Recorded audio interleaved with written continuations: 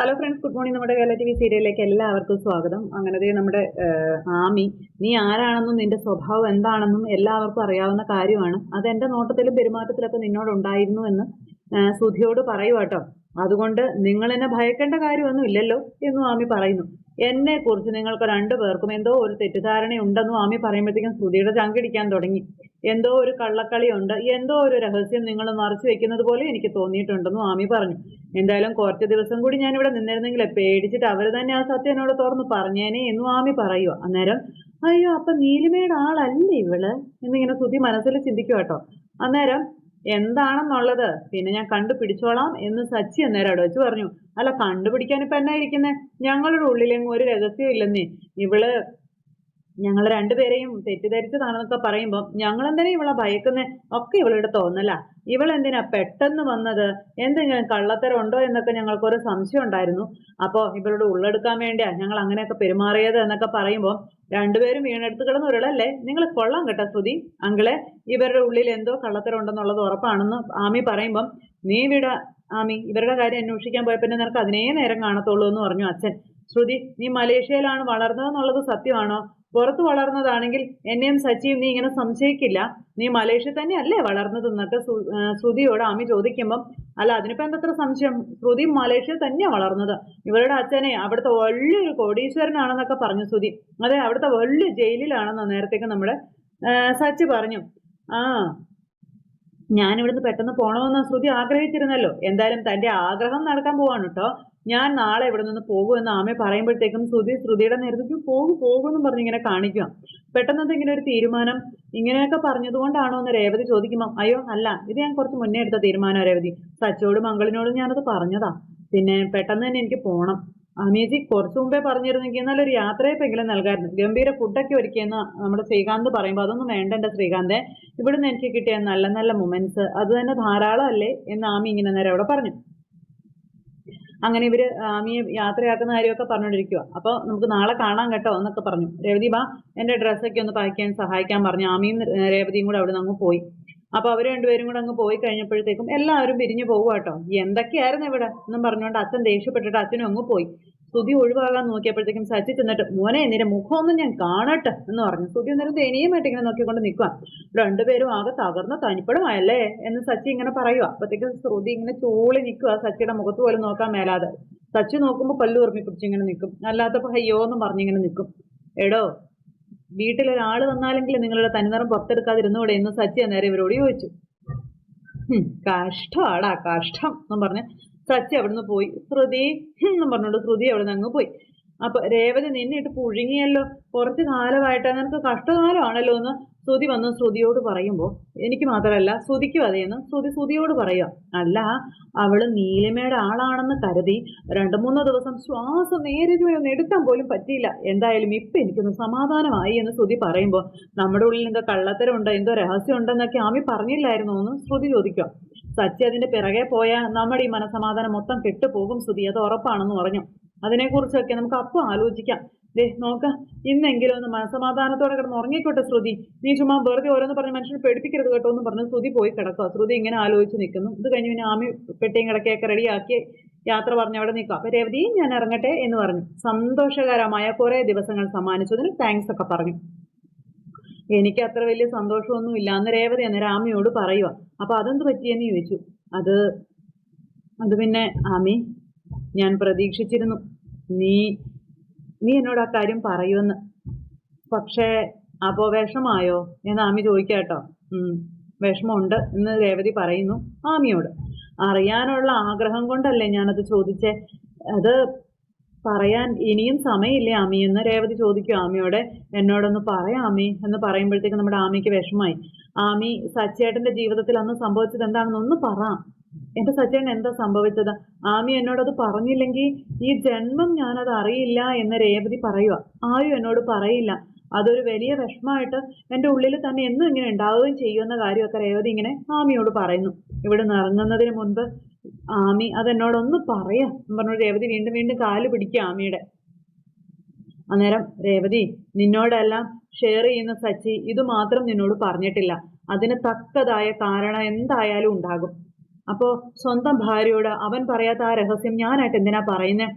അപ്പോ നീ എന്നോട് പറഞ്ഞത് ഞാൻ ആരെ അറിയിക്കാതിരുന്നാ പോരെ എന്ന് രേവതി ആമിയോട് ചോദിക്കുക. അത് കേട്ടപ്പോ നീ ചോദിച്ചപ്പോ അന്ന് നടന്ന സംഭവം എന്താണെന്ന് നിന്നോട് പറയണമെന്ന് എനിക്ക് തോന്നിയിരുന്നു. പക്ഷേ ഞാൻ പറയില്ല.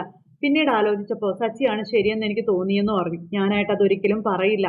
എന്നെങ്കിലും ഒരിക്കലും സച്ചി നിന്നോട് അത് പറയുമ്പോൾ നീ അത് അറിഞ്ഞാൽ മതിയെന്ന് പറഞ്ഞു. പിന്നെ ഇപ്പൊ സച്ചി പറയാത്തതിന് അതിൻ്റെതായ കാരണം ഉണ്ടാവും. അതുകൊണ്ടായിരിക്കും സച്ചി നിന്നോടത് പറയാത്തത്. ഞാനും അതുകൊണ്ട് നിന്നോടത് പറയുന്നില്ല എന്ന് ആമി പറയുമ്പോൾ ആമി എന്നും പറഞ്ഞ് രേവതി വിളിച്ചു കേട്ടോ. അപ്പോൾ ദേ ചുമ്മാ ആവശ്യമില്ലാത്ത കാര്യങ്ങൾ ചുമ്മാ മനസ്സിലിട്ട് വെറുതെ ആദ്യ പിടിക്കാൻ നിൽക്കരുത് രേവതി.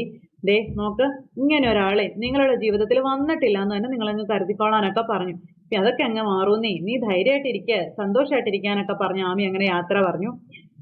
അപ്പോൾ അങ്ങനെ അതെല്ലാം കഴിഞ്ഞു. ഒരു യാത്ര പറഞ്ഞ് ഇറങ്ങുമ്പോഴേക്കും ഒരു ടാക്സി അങ്ങോട്ടേക്ക് വന്നു. ടാക്സിയോ ഇതെന്തിനാന്ന് ചോദിച്ചു സച്ചിയോട് ശ്രീകാന്ത്. അപ്പോൾ ഇത് ആമി വിളിച്ചിട്ട് വന്നതാടാ എന്ന് പറയാം കേട്ടോ. അങ്ങനെ ആമി വേറെ ടാക്സി ഒക്കെ വിളിച്ച് അങ്ങനെ പോകുമ്പോഴത്തേക്കും ടാറ്റ ആമി, ആമി പോവാണോ എന്നൊക്കെ ചോദിച്ചുകൊണ്ട് സുധി ഇങ്ങനെ നിൽക്കുക. ഞാൻ പോവാണെന്ന് കേട്ടപ്പോൾ സുധിയുടെ ഒരു സന്തോഷം കണ്ടില്ലേ എന്ന് ആമി അന്നേരം അവിടെ വെച്ച് പറഞ്ഞു. സച്ചി അന്നേരം ഇവരെല്ലാം ശ്രദ്ധിക്കുന്നുണ്ട് കേട്ടോ. അങ്ങനെ സച്ചി വണ്ടിയിലേക്ക് ലഗേജും കാര്യങ്ങളെല്ലാം എടുത്തു വെച്ചു. അങ്ങനെ എല്ലാവരോടും യാത്ര പറഞ്ഞിങ്ങനെ പോവുക നമ്മുടെ ആമി.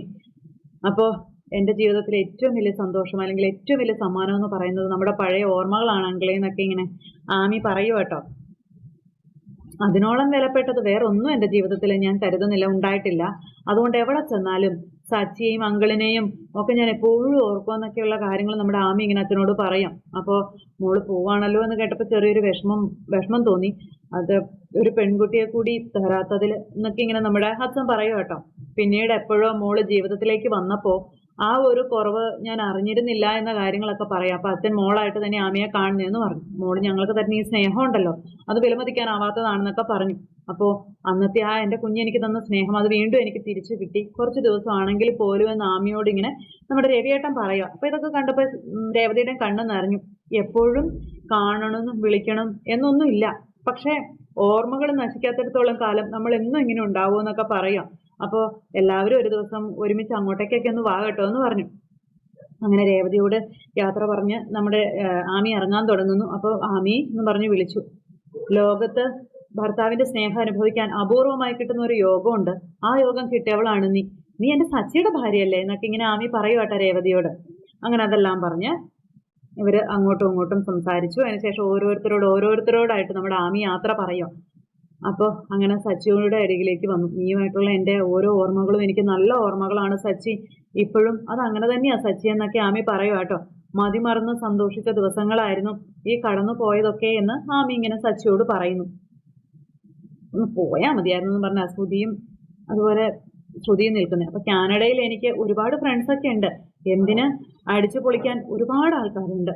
അതിലൊരു മനുഷ്യനെ ഞാൻ ഇതുവരെ കണ്ടിട്ടില്ല എന്ന് നമ്മുടെ ആമി അന്നേരം പറയുക. എൻ്റെ ജീവിതത്തിൽ ഞാൻ കണ്ട ഏക മനുഷ്യൻ നീയാണെന്നൊക്കെ പറഞ്ഞു. നിന്നോട് ആരും വരില്ലടാ എന്നൊക്കെ പറയുക കേട്ടോ ആമി സച്ചിയോട്. ദേ താങ്ക്സ് സച്ചി, താങ്ക്സ് അലോട്ട് എന്നൊക്കെ പറഞ്ഞു. അങ്ങനെ നമ്മുടെ സച്ചിയും ആമിയും കെട്ടിപ്പിടിച്ച് സന്തോഷമൊക്കെ പങ്കുവെച്ച് അവരിങ്ങനെ പോകുക കേട്ടോ. അങ്ങനെ കരഞ്ഞുകൊണ്ട് നമ്മുടെ ആമി പോകാൻ ഇറങ്ങുന്നു. തൊട്ടടുത്ത നിമിഷം എല്ലാവർക്കും കൂടി ഒരു സെൽഫി എടുക്കാമെന്ന് പറഞ്ഞു. അങ്ങനെ ആമി പറഞ്ഞതനുസരിച്ച് ഇവരെല്ലാവരും കൂടെ ഒന്നിച്ച് നിന്നൊരു സെൽഫിയും എടുത്തു. ആമി വണ്ടിയിൽ കയറി ആമി പോയി. എല്ലാവരും സങ്കടപ്പെട്ട് ഇങ്ങനെ നിൽക്കുക. അതിനുശേഷം എല്ലാവരും അകത്തേക്ക് കയറി പോയി. സച്ചിയും രേവതിയും അച്ഛനും ഉമ്മറത്ത് തന്നെ ഇങ്ങനെ നിൽക്കുക. അതിനുശേഷം സച്ചി രേവതിയുടെ അടുത്തേക്ക് വന്നു. സച്ചിയുടെ സങ്കടമായില്ലേ എന്ന് രേവതി ചോദിക്കുമ്പോൾ പോയതെൻ്റെ കളിക്കൂട്ടുകാരി അല്ലേ എന്ന് ചോദിച്ചു. അതെന്താ ചെറിയൊരു വിഷമം, വലിയ വിഷമമൊന്നും ഇല്ലേ എന്ന് രേവതി അന്നേരം ചോദിക്കുക. അന്നേരം ഇല്ലാന്ന് പറഞ്ഞു സച്ചി. വലിയ വിഷമം ഉണ്ടാകണമെങ്കിൽ നീ എൻ്റെ അടുത്ത് ഇല്ലാണ്ടിരിക്കണമെന്ന് സച്ചി രേവതിയോട് പറയാം. അപ്പൊ ഞാൻ എന്നും സച്ചേട്ടൻ്റെ അടുത്ത് തന്നെ ഉണ്ടല്ലോ, സച്ചേട്ടനെ വിട്ട് ഞാൻ എങ്ങോട്ടും പോവില്ലല്ലോ എന്നിങ്ങനെ രേവതി പറയുന്നു. അത് കേട്ടപ്പോൾ പോകാനായി ഞാൻ നിന്നെ വിട്ടിട്ട് വേണ്ടേന്ന് സച്ചി അന്നേരം പറഞ്ഞു. ആമയുടെ ഉള്ളില് ഒരാളുകളുണ്ട്, എല്ലാവരോടും കരുതലുണ്ട്. അത് പക്ഷേ പെട്ടെന്ന് ആർക്കും തിരിച്ചറിയാൻ കഴിയുന്നൊന്നല്ല എന്ന് രേവതി ഇങ്ങനെ സച്ചിയോട് പറയുന്നു. അങ്ങനെ ഇവർ ആ കാര്യമൊക്കെ സംസാരിച്ചുകൊണ്ടിരിക്കുന്നു. ആ സമയത്ത് സച്ചേട്ടാ അത് നോക്കിയേ എന്നും പറഞ്ഞുകൊണ്ട് ഇങ്ങനെ ചൂണ്ടിക്കാണിച്ചു. അപ്പൊ നോക്കുമ്പോൾ എന്താ അച്ഛൻ അവിടെ വിഷമിച്ച് നിൽക്കുക. അച്ഛൻ്റെ അടുത്തേക്ക് സച്ചി ചെന്നു. അച്ഛാ എന്നും പറഞ്ഞു വിളിച്ച് കണ്ണൊക്കെ തുടച്ച് അച്ഛൻ ഇങ്ങനെ നിൽക്കുക. ആമി പോയതിന്റെ വിഷമമാണോ അച്ഛാ എന്ന് സച്ചി ചോദിക്കുമ്പോൾ ചില ഉത്സവ പറമ്പുകളൊക്കെ നീ കണ്ടിട്ടില്ലേ, ഉത്സവം തുടങ്ങിയാൽ ആളും ആരവവും ചെണ്ടയും മേളവും എല്ലാം ആയിരിക്കും. ഒരു ദിവസം എല്ലാം അവസാനിപ്പിച്ച് എല്ലാവരും പല വഴിക്ക് പിരിയുമ്പോഴേ അത്രയും ദിവസം അതിനെ സ്നേഹിച്ച് ജീവിച്ച കുറേ ആളുകളുണ്ട്. ആ ആഘോഷത്തിന്റെ തിമിർപ്പിൽ ആരും അവരെ തിരിച്ചറിയുകയില്ല എന്നൊക്കെ പറഞ്ഞുകൊണ്ട് അച്ഛൻ ഇങ്ങനെ സച്ചിയോട് പറയാ തന്റെ ഉള്ളിലെ സങ്കടങ്ങൾ. ആഘോഷം അവസാനിപ്പിച്ച് എല്ലാവരും പല വഴിക്ക് പിരിഞ്ഞു പോയി കഴിയുമ്പോൾ ആ ഉത്സവപ്പറമ്പ് ശൂന്യമാകും. അതുപോലെയാണ് ഇപ്പോൾ ആമി പോയപ്പോൾ എനിക്ക് തോന്നുന്നതെന്ന് പറഞ്ഞു.